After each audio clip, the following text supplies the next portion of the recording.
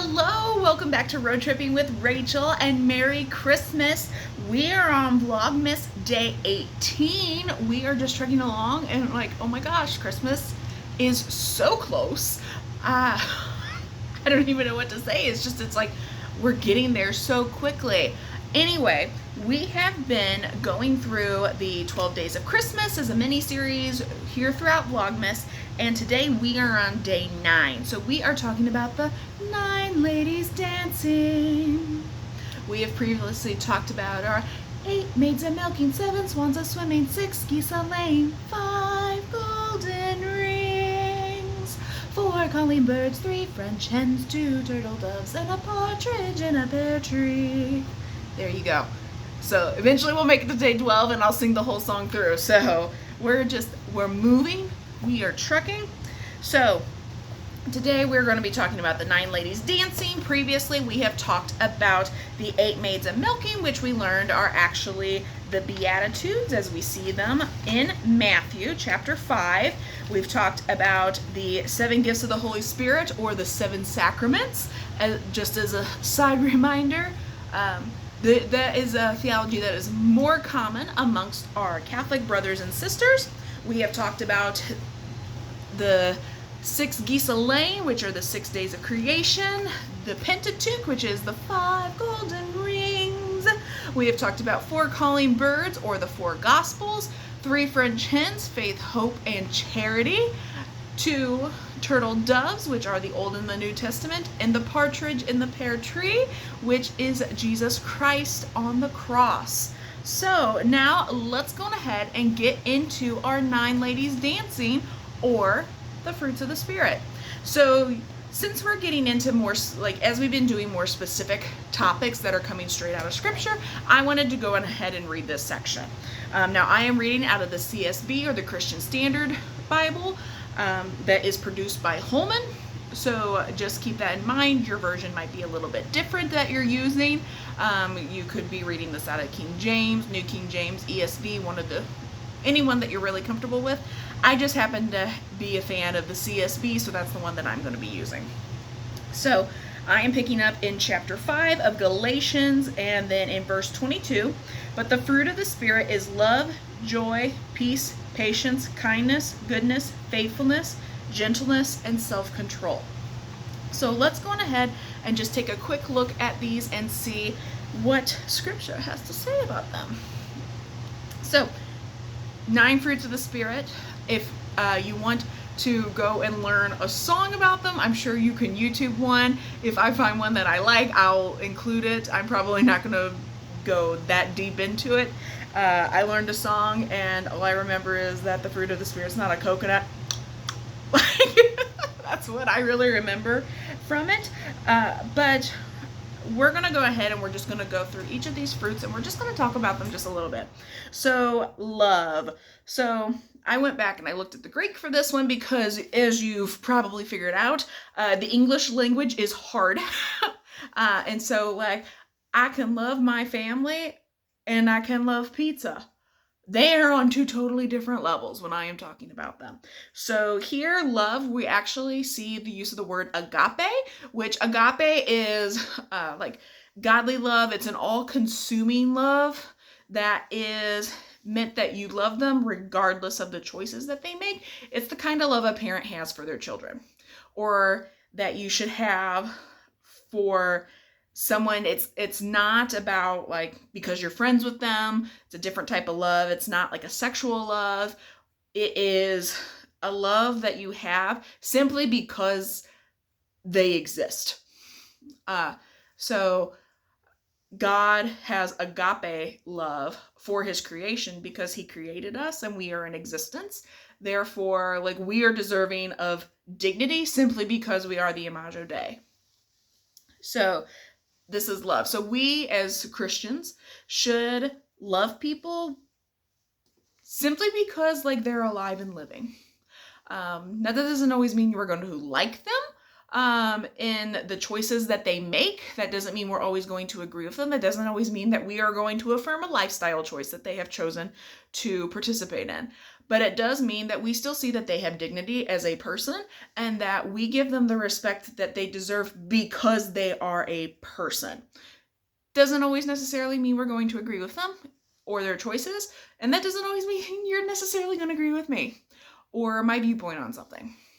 But I'm still a person who is made in the image of God, and therefore, at the base level, I'm deserving of some form of respect because I am a living, breathing individual.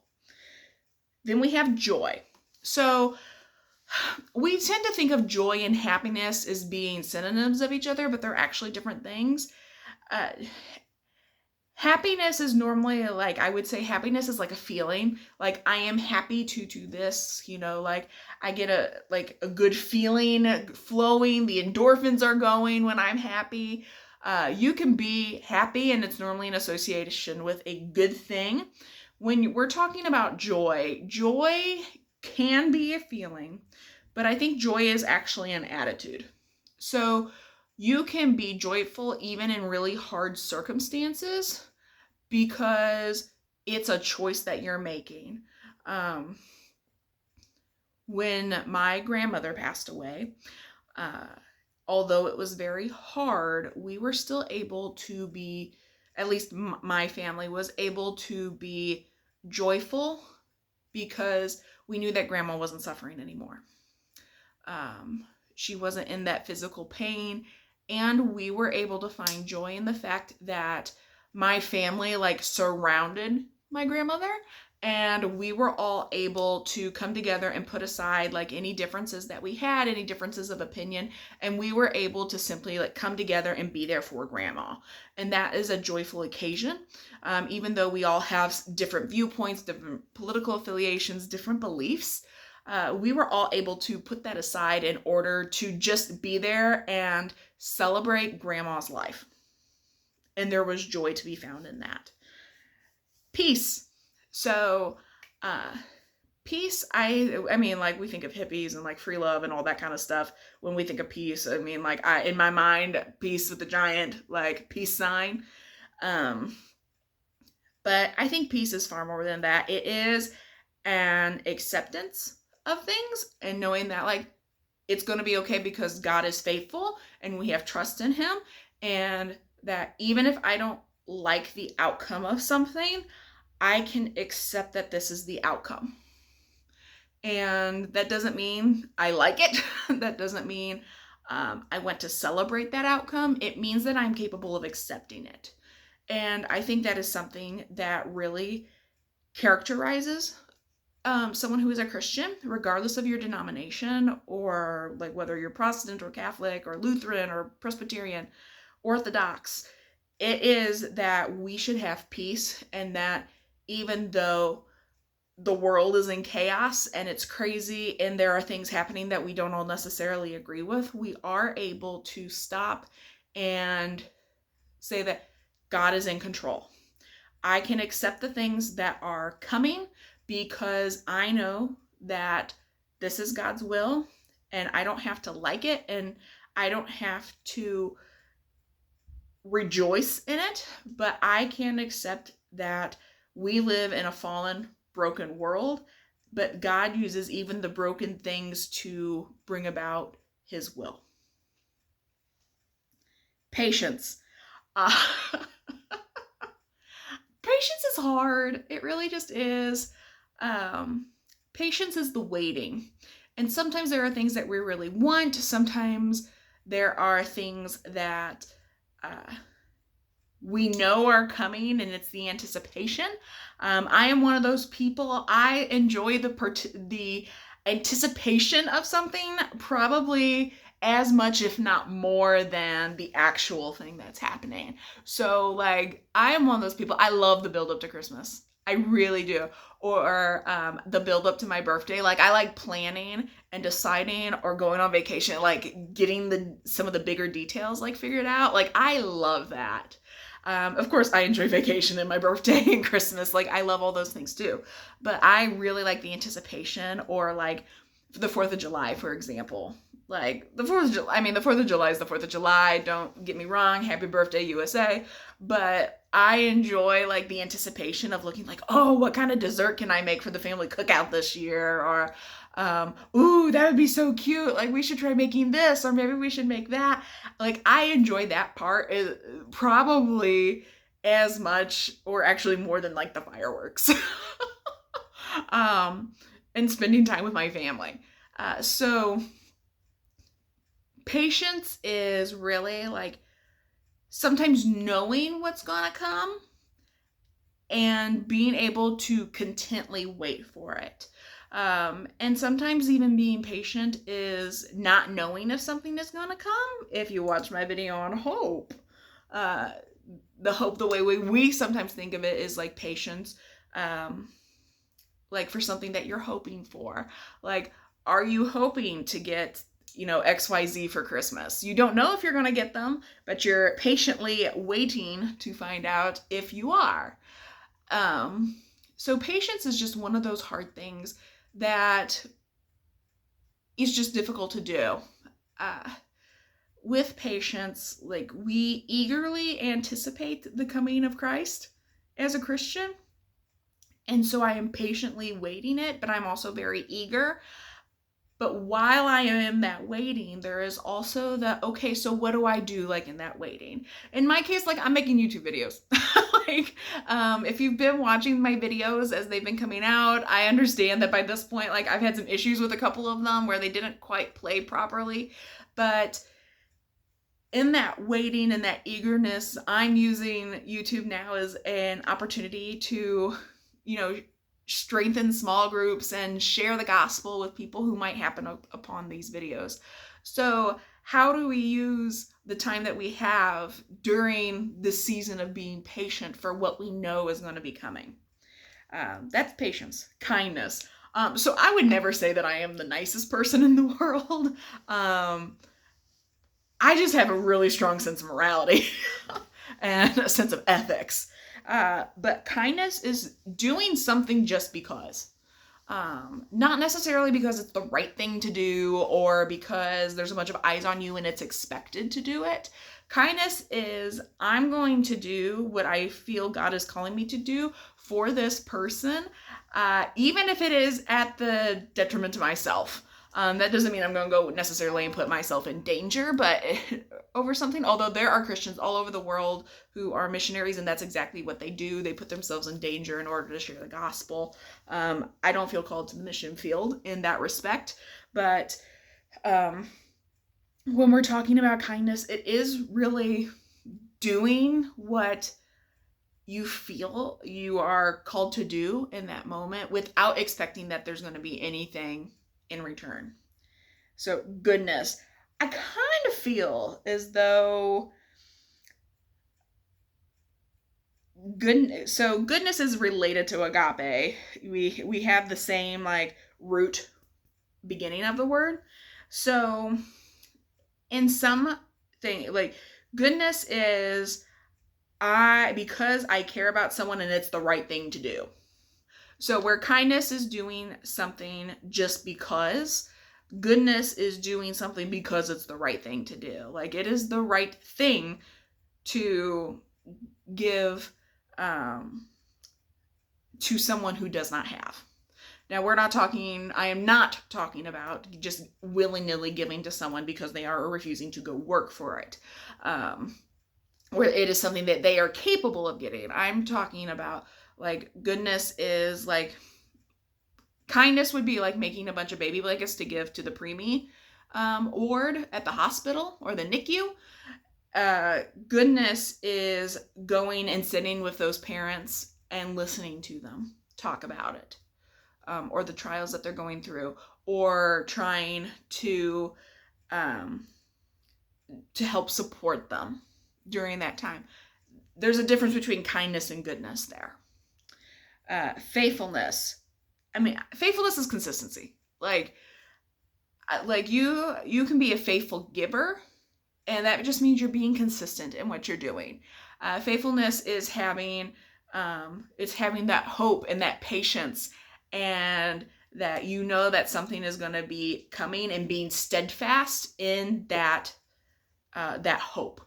So you are faithful because you are steadfast in what you know is going to be coming.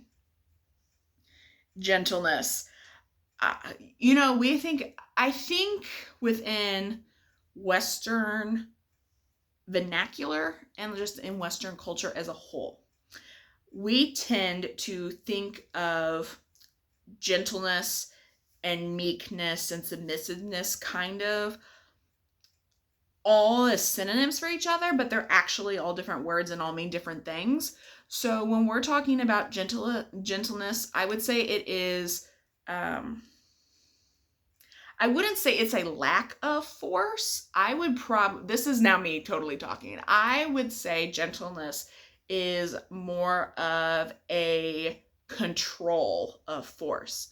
So you can gently discipline someone. Now, I don't have children, but I have seen some of my friends who do have children. I would say, of course, they discipline their children. Now, that does not mean that they spank them. That doesn't mean that they use physical force on their children in order to discipline them or to punish them. But I have seen them use what I would call gentle discipline with it. And I think that's a term that's getting thrown around right now, gentle discipline.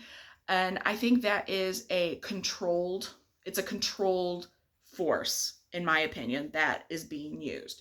So it doesn't mean that you are physical, but it does mean that you are restraining yourself when it comes to the discipline. And I think that's what gentleness is. Like, it is a restraining of sometimes the full force of what you're capable of, because that's what someone needs. I personally tend to be very blunt. I just am. It's my personality. It's a quirk I have. Someday I might meet someone who really appreciates that quirk of mine. I haven't met them yet, but that doesn't mean I don't have tact, and it doesn't mean that I don't sometimes restrain myself from saying what would be very blunt. Sometimes I say it in a much more gentle manner, depending on who it is that I'm talking to.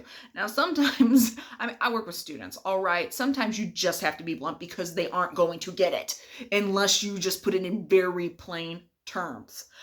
But sometimes, like, if you're working with, like, a child, like, you have to be gentler in it. Like, I can't just look at a 5-year-old and say, well, yeah, this happened, you dummy, because I told you do not do this, and this is what would happen, and you did it anyway. It wasn't like this was a surprise. Now, I have an 18-year-old in front of me. You better believe I'm going to say it that way. Like, you were told this was what the consequences were going to be, so do not complain about it. No whining. A 5-year-old? Yeah. Does your hand hurt? It does? Okay, so let's go run it under some water. Let's go see if what we can do with it. It's a restrained force or a controlled force that is there.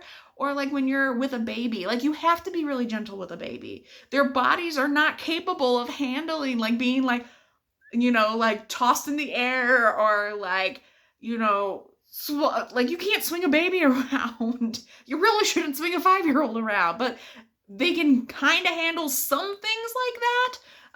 Like a 5-year-old can roughhouse. A brand new baby can't.